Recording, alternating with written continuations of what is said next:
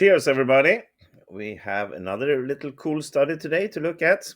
White to play and win here. We got the pawn here 2 steps away from promotion. And of course, the mission is to get one of these two pawns up to a new queen.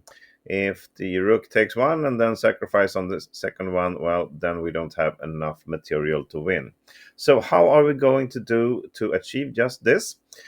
It's now time for you to pause the video and analyze this and see if you can find the solution to this on your own. Go ahead. And welcome back. Okay, so the thing is, of course, this pawn is pinned right now. So if you try this perhaps normal move here to get away from the pin and try to push this on, well, black will simply just grab our pawn on d3. We push the pawn, but this is not going to win. Black can do many things, but easiest is just give a check, and wherever we go, either we hide here behind the pawn or go to e6 or away to the g file. He just goes back, and he will just be able to sacrifice, and this is a draw. So this is too slow to move the king away from promotion. If we try something like this to move the knight here with the intention of putting it on e5, well, let's have a look at this. It will be practically the same. We can do something like this. Black will again give a check, and if we try something like this with the idea of putting the knight here, well, he can just take here. He will exchange and move the king to d7 and stop our pawn. We protect it, and the king comes to e8, and now we're forced to either move away or put the king here for a stalemate. This is not working for us, so we cannot move the king away. We cannot put the knight here. The knight here is pointless. There's no need to really look at this. This doesn't achieve anything here, so no way either. So the correct starting move instead is to get this pawn involved. We push it to d4 with the idea that now if black takes here, there's a big difference to have his rook on d3 or on d4. But now we can do this, and if the rook comes to e4 to try to stop it, we put the knight on e6, and now he cannot stop it. If it tries the king here to get involved and stop the pawn, we will have this nice little fork. So it's not working with rook d to e4. If it gives the check here, well, the thing is now what we will do, we can just move our king closer to the rook, attack the rook, and voila, he's going to lose it. It doesn't have time for this because we will promote with a check. So after d4, if he takes it, we just push the pawn, and we will first see what happens if he tries to move the king first.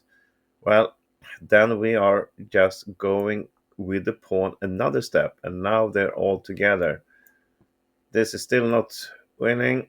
We will push e7. If we try something like this, we cannot grab it, no, but we will have the check here at the fork, and we will grab the rook the next move. So let's go back to the idea of black taking this now. As we said, if we go here, can he put the knight on d8 now? We don't have a fork on e6 anymore. Well, we cannot, but instead we are not forced to do anything. We will move the king to f7, and now black is forced to either move away with the king, then we will grab the rook. If he goes up here, then we will have the fork, and if he moves the rook somewhere, well, then it's up to us to just promote and win. So that's pretty beautiful. And now let's look at the last option. d4, he'll grab it. We push the pawn to e7, and instead of moving the rook here or here or here, he gets this little tempo move by checking on d6.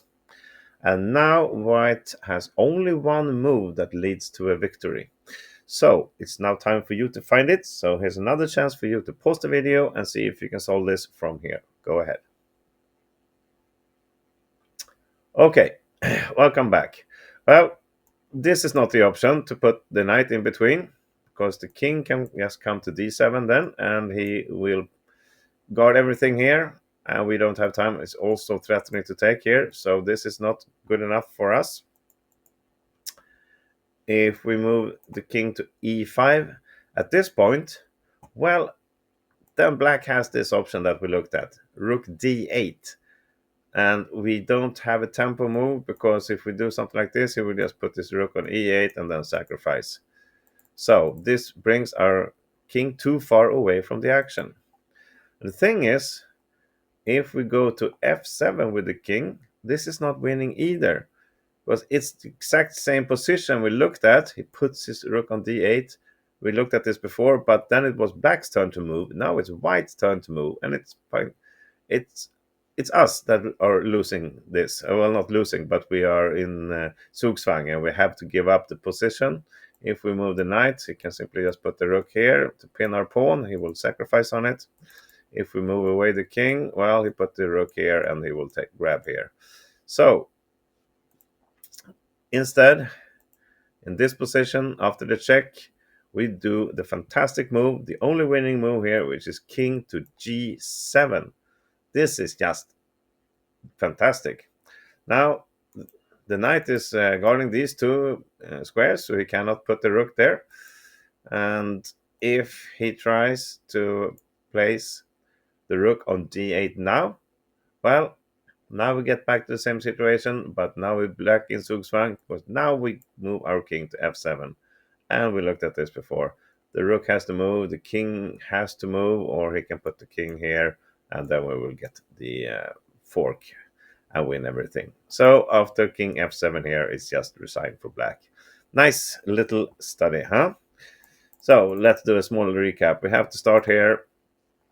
The main focus is for black to grab here. We push the pawn, and when he gives the check here, we have to find this beautiful move, king to g7. A sham sacrifice, which we are not accepting. Instead, we move the king to f7, put black in the Zugzwang, and we win. That's the full study. Thank you for watching this. I'll give you something else interesting tomorrow. Be back then. Bye bye.